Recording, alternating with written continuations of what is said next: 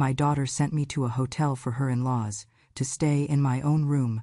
12 hours later, everything collapsed. The afternoon, before my daughter's in-laws arrived, I was folding laundry at the edge of my bed when Claire stood in the doorway with her arms crossed, her mouth already tightened like she had practiced the moment. She did not say hello. She did not sit. She said, "Mom, pack your things."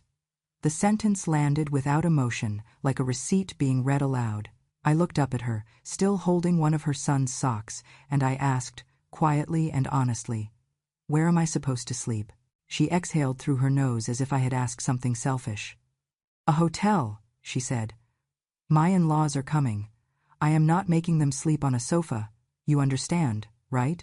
I tried to speak again, but Benjamin's voice slid in first, smooth and sharp at the same time. "You being here just makes things awkward," he said. "You do not really contribute anymore." He did not raise his voice. He did not need to. His mother, Evelyn, had already walked past me into my room, opening drawers with 2 fingers as if checking produce. "This room is small," she said, glancing at the walls, "but at least it is quiet. I cannot tolerate that old smell." Richard laughed softly, the way men do when they want to agree without appearing cruel. "At her age," he said, "people should know when to make space." I stood there, a guest in my own room, and realized no one was waiting for me to answer. Claire had been preparing for this longer than I understood. I had heard Tanya's voice through the phone more times than I could count, whispering poison dressed as advice. "Your mom still lives with you?" Tanya had said once, loud enough for me to hear from the hallway. "That sounds so dependent." Another time. "Benjamin's family is on a different level. You need to clean things up before they arrive." Claire never defended me. She laughed nervously and said she was trying her best. Benjamin did not like me because I saw him clearly. He did not hate me for being old. He hated me because I remembered things he needed forgotten and numbers he needed blurred. I had kept books my entire life. First for my husband's small construction business, and later for neighbors who trusted my eye. When Benjamin talked about numbers, they did not line up. When he talked about success, it felt rehearsed. I never praised him the way he wanted, never nodded along. I asked questions. I remembered figures. And this house, the one he now walked through like a stage, had been paid for, with years of careful planning, overtime shifts, and the quiet discipline my husband and I shared. I believed, foolishly, that it would hold our family together. As I stood there listening to them decide my place, I felt something give way inside me, not loudly, not dramatically, but with a clarity that frightened me. I saw how easily I had become an inconvenience, how quickly motherhood turned into clutter.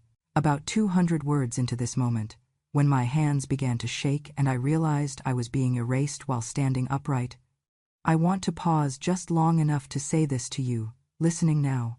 If you feel justice deserves celebration, smash that hype button and let stories like this keep breathing.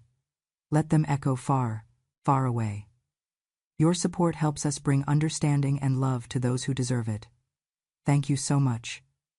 Keep listening. Because what happened next did not happen by accident. Claire dropped the hotel keys into my palm without looking at me. The metal was cold, heavier than it should have been. "It is just for a night," she said, already turning away. "Do not make a scene." I went to the closet and pulled out my old suitcase, the one with the broken zipper I kept because it still worked if you were patient. I packed slowly, choosing things that did not wrinkle, things that made no noise. Benjamin leaned against the door frame as I passed him. "Check out on time," he said. "Do not embarrass my family." I walked out of the room that once held my marriage, my grief, and my hope, holding a suitcase like proof that I could still leave on my own feet. The hotel room smelled like bleach and old carpet, the kind of clean that tries too hard to erase what came before. And when I set my suitcase down, my hands shook so badly I had to sit on the edge of the bed to steady myself. The television buzzed with static before I turned it off, and the silence that followed felt louder than any argument. I held my hands out in front of me and stared at them as if they belonged to someone else. These same hands that once cradled Claire when she was small and feverish, that signed mortgage papers without fear, that counted grocery money twice, to make sure nothing was wasted. I had trusted these hands to build a life, and now they trembled over a motel bedspread. I pressed my palms together and felt the heat of my own skin, reminding myself that I was still here. When my husband died, people told me I would remarry, that I should not be alone, but I did not want another man's name or another man's habits. I wanted stability, something solid that Claire could return to when the world disappointed her, and that became the house. I did not complain. I did not dramatize my grief. I kept my head down and made sure the bills were paid. When Claire married Benjamin and said they were saving for a place of their own, I opened my door because no one needed a yard and because I believed family meant sharing space without keeping score. I told myself it was temporary. I told myself it was love.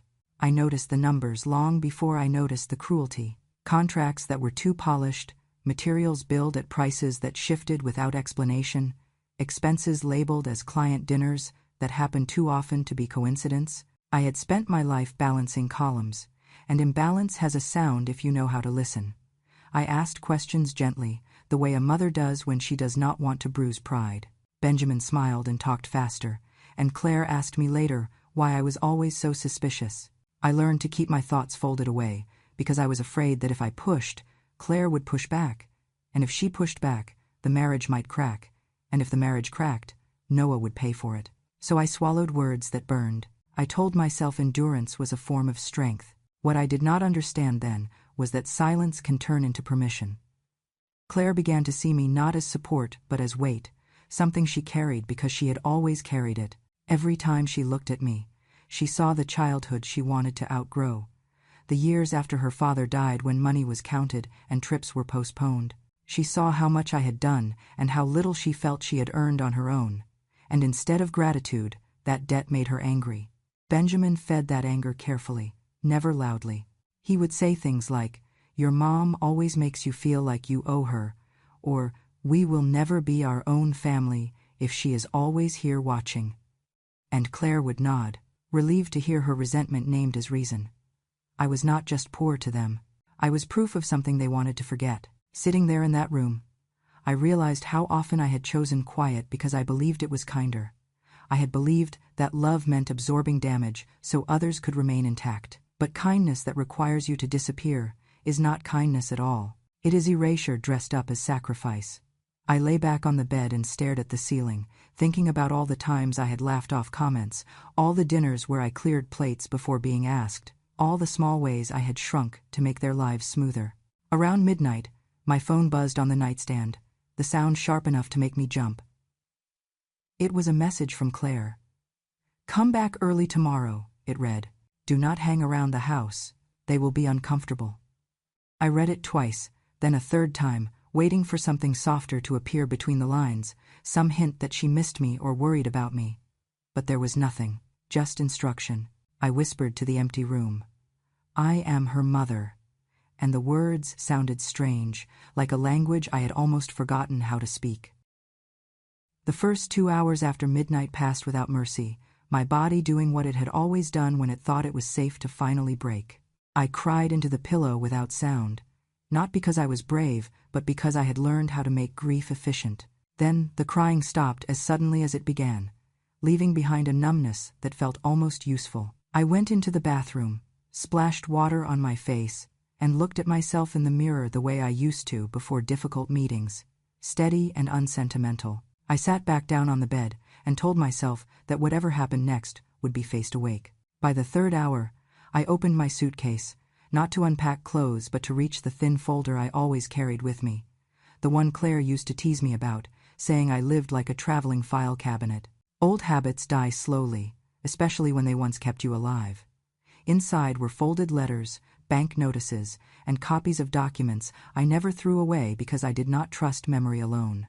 One envelope caught my eye immediately, a letter from the bank dated weeks earlier that I had set aside to review and then buried under daily routines. It mentioned a forthcoming reassessment of a personal guarantee, written in polite language that hid its weight. I unfolded the photocopy of the guarantee itself, my own signature clear and steady on the page, signed years ago when Benjamin had looked at me with gratitude and said, "Just until we get on our feet."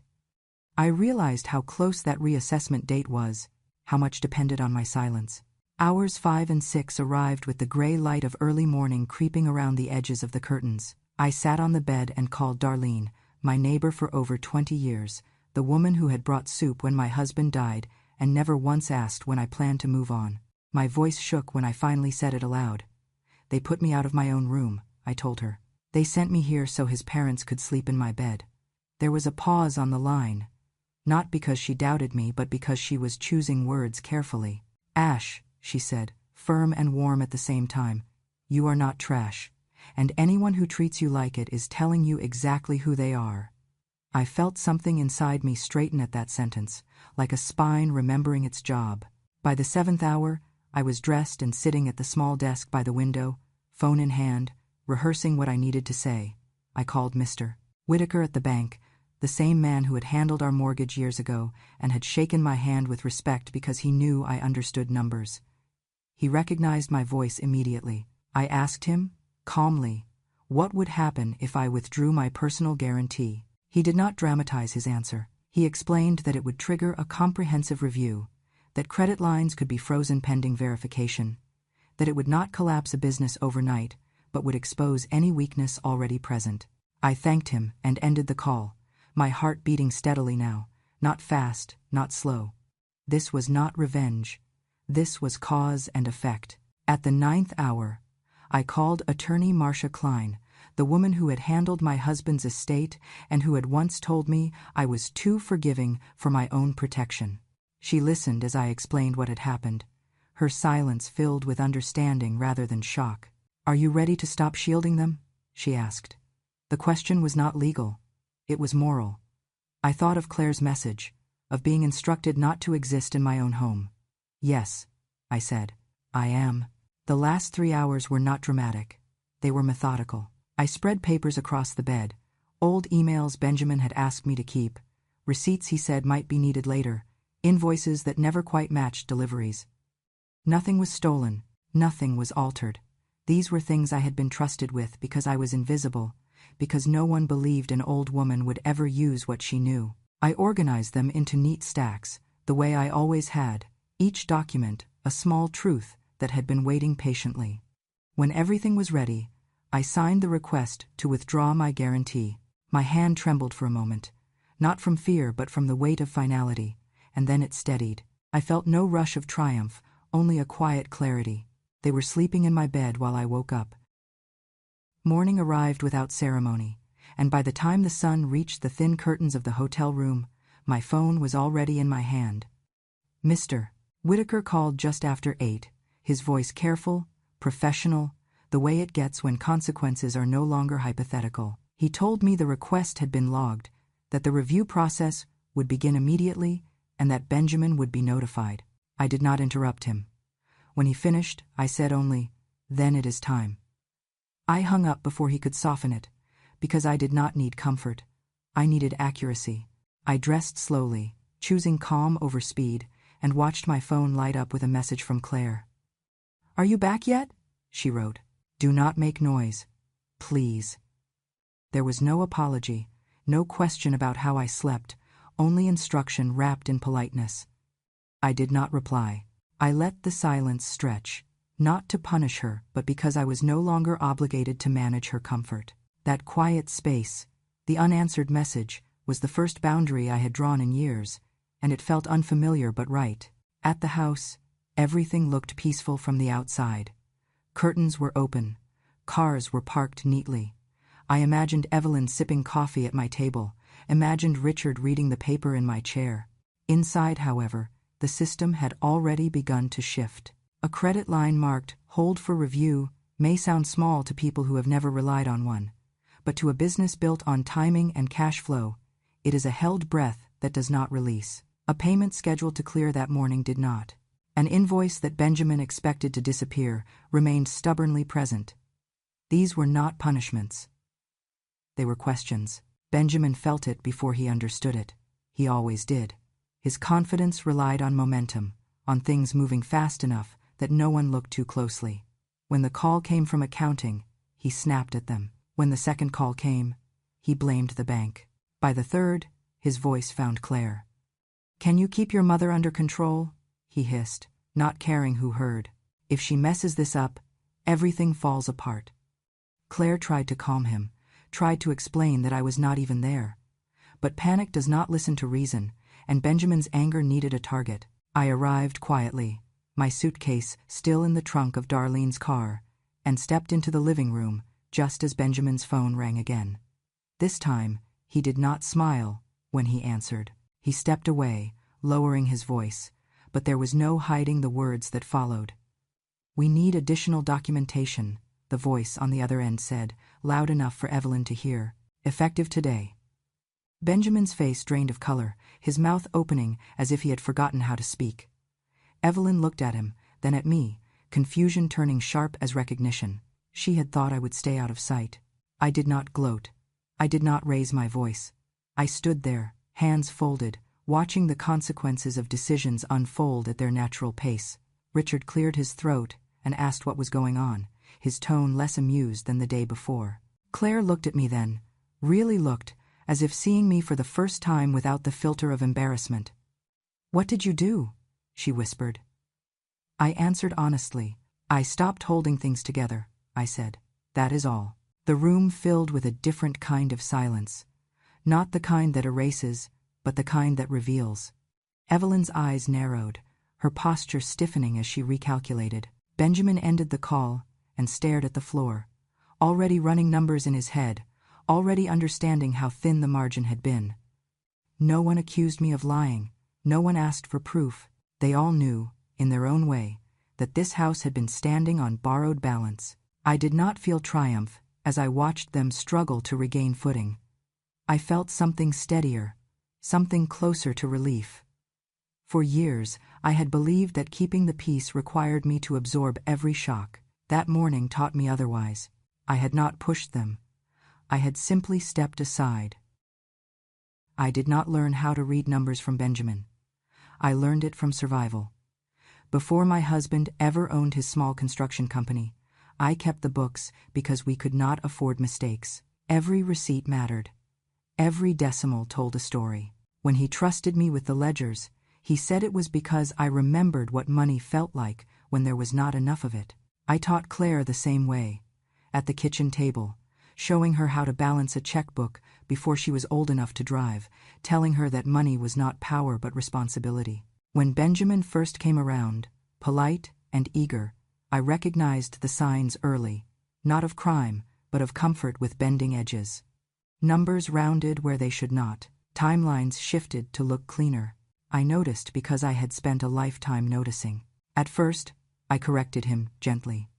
I asked where receipts were. I asked why a supplier charged one amount last month and another this month for the same material. Benjamin smiled, thanked me, and changed the subject. Later, he stopped smiling. He told Claire I was anxious, that I worried too much, that I did not understand how modern businesses worked.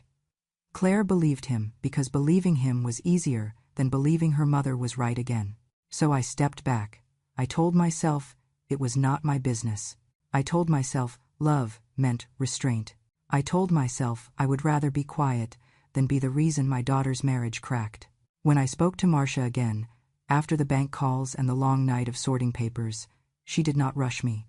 She asked questions the way she always had, careful and exact. I told her what I had kept and why.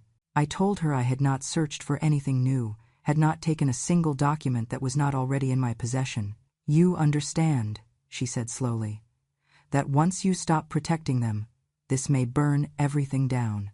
I thought of the way Claire had dropped the hotel keys into my hand. I thought of being told not to exist in my own home. "I am not burning anything," I said. "I am just done hiding the smoke." What I sent was not dramatic. There were no accusations, no speeches. I forwarded copies of invoices with mismatched totals, emails that contradicted filed reports, documents that had been labeled temporary and then used permanently. I did not decide guilt. I did not ask for punishment. I gave facts to the places that handle facts. That was all. Enough to make partners pause. Enough to make the bank request explanations. Enough to raise a flag that would require answers Benjamin had never prepared. This was not a raid. It was an audit of reality.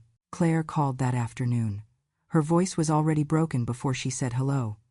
"What did you do?" she demanded, panic cutting through her anger. "Do you want me to die? Are you jealous because I have a family and you do not?" The words hurt. Not because they were sharp, but because they were familiar. I had carried that accusation for years without hearing it spoken. "I am not jealous," I said, my voice steady even as my chest ached. "I just refuse to be kicked aside like garbage." There was a pause, heavy and stunned. "You could have ruined us," she whispered. "I protected you for years," I answered. "You never noticed." "I'm resto." After the call ended, I sat alone and let the weight of it settle. I did not feel righteous. I felt tired. There is a loneliness that comes with choosing truth after a lifetime of silence, because silence, for all its damage, keeps you company. I wondered how many times I had convinced myself that being ignored was the same as being at peace. I wondered when I had taught my daughter that my presence was something to be managed instead of honored. These questions did not undo what I had done, but they explained why it had taken so long. The consequences did not arrive with sirens. They arrived as requests, as meetings postponed, as phone calls that no longer returned smiles.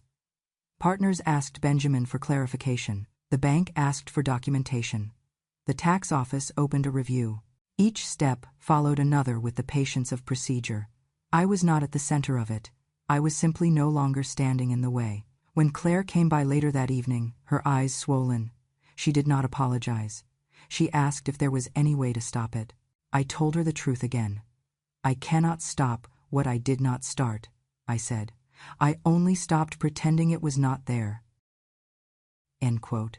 That night, as I lay down, I understood something I had resisted my entire adult life. Love does not require you to erase yourself to prove it is real. Protection that costs you your dignity is not protection at all. I had stayed quiet because I loved my daughter. I had finally spoken because I loved myself enough to matter. Dinner was set as if nothing were wrong, as if the house had not shifted under its own weight in the last 24 hours. When I walked in, Evelyn was already seated in my chair, the one I had used for years because it faced the window and kept my back from aching. She adjusted herself deliberately, smoothing the napkin on her lap, and did not look up when I paused. That small choice was not accidental. It was a claim. Claire hovered near the counter, arranging glasses she did not need to arrange, her eyes flicking toward me and then away. Benjamin stood at the head of the table, tapping his phone with the confidence of a man who believes posture can replace stability. Claire cleared her throat and finally spoke, her voice pitched higher than usual. "Mom," she said, "can you say something to Evelyn and Richard? Just to smooth things over." I asked what she meant, though I already knew. She lowered her eyes. "An apology," she said, "for the stress, for everything." Benjamin looked up then, impatience flashing across his face. "Just apologize," he said. "You are making my family look bad." At that moment, I understood they did not want peace. They wanted proof that I would kneel. The words landed hard, not because they were new, but because they were spoken out loud, in front of everyone, without shame.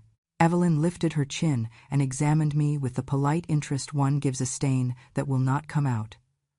"We have heard about you," she said. "An older woman who lives off her daughter. It is not how we do things." Her tone was measured, cultured, the cruelty wrapped neatly so it could pass as observation. Richard nodded, as if this were a reasonable assessment, as if years of shared walls and shared meals had never existed. Claire did not contradict them. She stared at the table, her silence louder than agreement. Benjamin leaned closer, lowering his voice the way people do when they want compliance, not conversation. "Say it," he said. "This ends if you just say it." I felt something tighten behind my ribs. Not fear, but recognition. This was what they wanted from me. Not understanding, not repair, but submission. An apology would not fix anything. It would simply confirm the story they had already written, that I was the problem and always had been. I looked toward Noah, sitting at the end of the table with his feet swinging, watching the adults with wide, uncertain eyes. He reached for my hand under the table and whispered, "Grandma, do not cry." I had not realized tears were gathering until that moment. I squeezed his fingers once, gently, and let go. I did not want him to learn that love meant watching someone shrink. Evelyn continued, her voice smooth and relentless. "We value independence," she said. "We value dignity. It is embarrassing when boundaries are not understood." The word boundaries echoed in my head, bitter and ironic. Boundaries had never been the issue. Control had. My presence reminded them of debts they preferred to forget, of numbers that did not lie, of a woman who had watched the foundation being poured and knew exactly where the cracks would show. That was why they hated me. Not because I was old or inconvenient, but because I was a witness. Claire finally looked up at me, desperation flickering across her face. "Please," she said. "Just this once."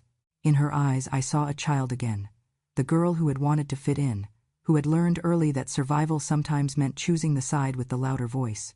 I loved her. That had never changed. But love that demanded my erasure was no longer something I could give. I pushed my chair back and stood. The room went quiet, not with shock, but with anticipation. They expected resistance to sound like pleading. They expected me to soften. Instead, I felt a calm settle over me, the kind that comes when you stop negotiating with a lie. "I am not apologizing," I said. My voice did not rise. It did not need to. "I do not live off anyone." Evelyn's mouth tightened, ready to interrupt, but I continued. "I am the reason this house stayed upright when there was no money and no plan. I am the one who kept the lights on and the numbers straight so others could stand tall." End quote. Benjamin scoffed, but there was uncertainty in it now. Claire opened her mouth, then closed it. I looked at her, really looked, and saw how much of herself she had given away trying to become someone else. "You think I am a burden because you are tired of remembering where you came from," I said quietly. "That is not my shame to carry. Whatever point now." Evelyn stood then, her chair scraping loudly against the floor.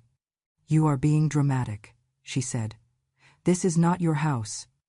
I met her gaze without flinching.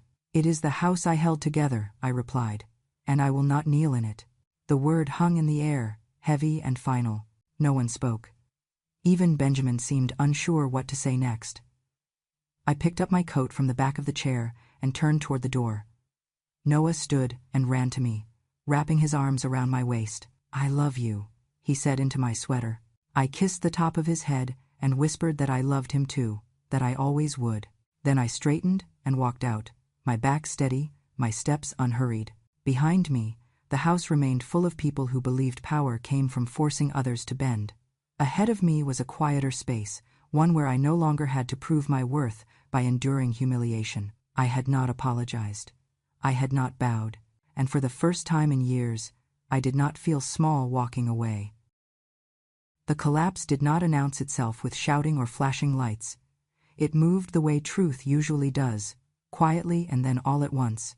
A partner Benjamin had relied on for years called to say the contract would not be renewed, citing risk and uncertainty, words that sound polite until they drain a room of oxygen. Another partner followed, then another, each decision small on its own, together a pattern no one could ignore. The company that once bragged about momentum began missing beats. Projects paused. Calls went unanswered. By the end of the week, employees started asking questions Benjamin could not answer. Paychecks arrived late, then later. One foreman stopped by the house and waited on the porch, hat in his hands, asking when things would be resolved. Benjamin told him soon, always soon, but the word lost its meaning when nothing followed it. Men who had trusted him with their labor began to trust him less with their patience. Fear spreads faster than confidence ever did. The bank asked for documentation again, not because they wanted to be cruel, but because discrepancies invite scrutiny. Files were requested, statements compared, totals checked against dates. The gaps I had noticed years ago did not close under examination, they widened. A notice arrived requesting clarification within a set time frame, formal language that carried weight even when read silently. Soon after, another envelope followed, this one informing Benjamin that an audit had been opened. No accusations, just process. the kind that does not care who you think you are. Evelyn and Richard stopped offering opinions and started asking questions. Benjamin, Evelyn said one evening, her voice sharp with worry rather than judgment. What kind of business are you running? Richard paced, his earlier confidence replaced by irritation at being exposed to instability. The same people who had dismissed me as an embarrassment now feared becoming one themselves. Respect built on appearances does not survive inspection. I did not attend meetings or read every update. I heard enough through Claire, who called more often now, her voice stripped of rehearsed certainty. She told me about partners pulling out, about employees quitting, about the bank demanding explanations Benjamin struggled to assemble. She did not ask me to fix it. She asked me how to breathe. I listened, because I could, but I did not step in. Stepping in had been my habit. It had nearly erased me. Claire reached her lowest point quietly. There was no dramatic apology, no confession that would have made this easier to forgive. There was only exhaustion. She came to me one afternoon and sat on the edge of the chair, the way she used to when she was young and unsure. I thought if I chose the right life, the right people, everything would finally be okay, she said. I thought you were holding me back. The admission did not wound me the way it once would have. It clarified something instead. She had chosen status over substance, image over integrity, and the reward for that choice was a room full of people who vanished when the image cracked. Benjamin avoided me. When we crossed paths, his eyes slid away, no anger left in them, only calculation and fatigue. He did not curse me, he did not accuse me. In some ways, that was worse for him. Anger allows blame. What remained was accountability, and it had nowhere to go. The official letters continued, each one precise and restrained. A request for records, a timeline for review, an appointment scheduled, then rescheduled, no handcuffs, no spectacle, just a narrowing of options. I recognized the rhythm. Systems do not collapse because someone points at them. They collapse because they were already unsound, because shortcuts compound, because pretending becomes policy. Evelyn stopped calling me names. She stopped calling at all. Richard left a voicemail once, stiff and formal, asking if I would consider explaining a few things. I did not return it. Explanation had been my currency for years, spent freely and without return. I was no longer obligated to translate reality for people who had dismissed it when it did not suit them. Claire watched all of this and understood, finally, what she had traded away. She had believed dignity came from proximity to power. She learned instead that dignity comes from standing where you can tell the truth and still sleep at night. No one at the table she had chosen respected her when things went wrong. They looked past her, over her, through her. I had warned her once, long ago, that respect borrowed is respect withdrawn at the first sign of trouble. She had laughed then. She did not laugh now. As the days passed, the house felt different, heavier, not with guilt but with consequence. I did not celebrate. I did not mourn. I observed. What fell did so because it was built on uneven ground. I had not pushed. I had simply stopped being the brace that kept it from tipping. Braces are blamed when buildings fall. No one thanks them for holding the weight. And when it finally leaned into its own weight, it revealed what had always been true. They did not fall because of me. They fell because of themselves. Claire came to Darlene's house just after sunset, her face bare of makeup, her shoulders folded inward like she was trying to take up less space in the world. I was sitting at the small kitchen table, with a cup of tea I had reheated twice without drinking when she knocked. When I opened the door, she broke before I could speak. "Mom," she said, and then the rest of the sentence dissolved into tears. She stepped inside and held her arms around herself, shaking. "I was wrong," she said finally. "I am so sorry." I waited. I had learned that silence can be a mirror, and I wanted to see what she would find in it. She wiped her face and tried again. "Everything fell apart," she said. I did not know who to trust anymore. I nodded once, not in agreement, but in recognition. "Are you sorry because you are afraid of losing your husband?" I asked quietly. "Or because you are afraid of losing your house?" The question landed between us like a held breath. Claire opened her mouth, then closed it. Her eyes dropped to the floor. She did not answer. That was answer enough. I did not yell. I did not list grievances. I told her what I had already done and what I would not undo. I told her the guarantee was gone, permanently.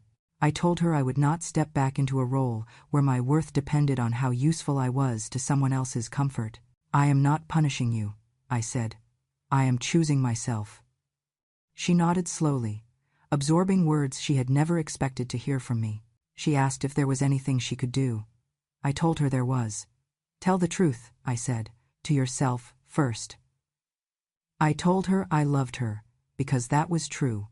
But I also told her love did not mean surrender. It did not mean shrinking so someone else could feel tall. She cried harder then, the kind of crying that comes when defenses finally fail. I let her cry. Comfort offered too quickly can become another form of escape. We talked about Noah. Her voice softened when she said his name, and so did mine. I told her I had set aside a trust in his name, modest but real, something that would be there when he needed it for school or a start in life. It is for him, I said. Not for you to borrow against, not to patch holes, for him. Claire nodded, understanding the boundary even as it stung. I kissed her forehead before she left, a gesture that surprised us both. Love, when it is honest, does not disappear. It changes shape. After she was gone, I sat back down at the table and finished my tea. Outside, the street was quiet, ordinary, unchanged by the decisions that had altered my life. That quiet felt earned. I had not won anything in the way people imagine winning. There were no trophies, no apologies that erased the past. There was only clarity, and with it, peace. I had stepped out of a cycle that taught women to confuse endurance with virtue. I moved into a small apartment a week later, sunlight in the mornings and no history in the walls. I chose what stayed and what went. I chose when to speak and when to rest. I answered calls when I wanted to. I did not answer when I did not. The world did not collapse because I set limits. It was adjusted. I used to believe that being a good mother meant suffering quietly, that love was proven by how much you could take without breaking. I know better now. Being a mother also means teaching your children where they are allowed to stand and where they are not allowed to push you. There are people who do not get to throw you out of your own life, even if they share your blood. I did not seek revenge. I returned the truth to where it belonged, and in doing so, I gave myself something I had postponed for too long. I did not win by taking something from them. I won by taking myself back. A life that was finally my own. Before I go, I want to leave you with this. I did not tell my story for pity. I told it so the truth would stop sitting alone in the dark. Too many women learn to stay quiet, to endure, to believe love means disappearing piece by piece. It does not. Silence can be strength, but only when it is chosen, not forced. If my story sounded familiar, if it stirred something you have carried quietly for years, know this. You are not weak for surviving, and you are not cruel for finally choosing yourself. Time does not erase dignity. Age does not cancel truth. And justice does not always arrive loudly. Sometimes it arrives calmly, with paperwork, boundaries, and a steady voice that says, enough. This is Grandma True Stories, a place where the quietest woman in the room finally speaks, and the world listens. If you believe stories like this matter, please subscribe to the channel. Your support helps keep these voices alive, reaching the hearts that need them most. Thank you for sitting with me. Thank you for listening. And remember, wisdom does not shout, it remembers.